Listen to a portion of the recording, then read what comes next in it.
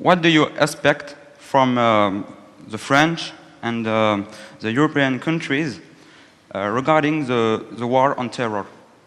Good. That's a good question. Look,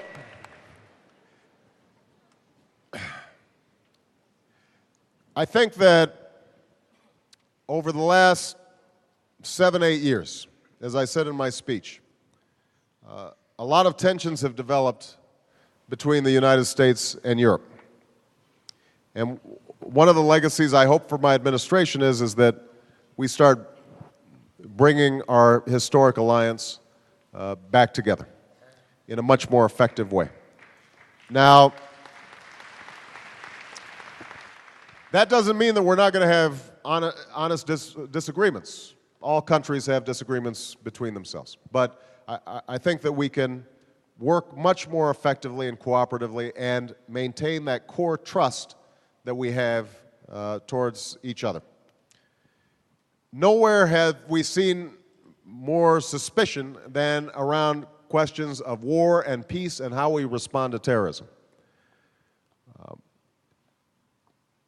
When 9/11 happened, Europe responded as a true friend would respond to the United States, saying, we are all Americans. All of us have a stake in ensuring that innocent people who are just going about their business, going to work, suddenly find themselves slaughtered. All of us have an interest in preventing that kind of vicious, evil act.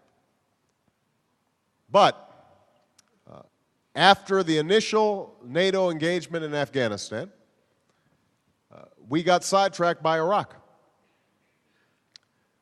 And we have not fully recovered that initial insight that we have a mutual interest in ensuring that organizations like Al-Qaeda cannot operate.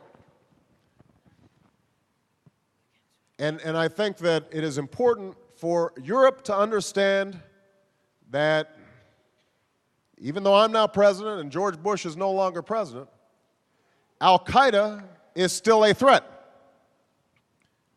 And that we cannot pretend somehow that because Barack Hussein Obama got elected as president, suddenly everything's going to be okay. It is going to be a very difficult challenge. Al-Qaeda is still bent on carrying out terrorist activity. It is, don't fool yourselves, because some people say, well, if we changed our policies with respect to the Israeli-Palestinian conflict, or if we were more respectful towards the Muslim world, suddenly these organizations would stop threatening us. That's just not the case.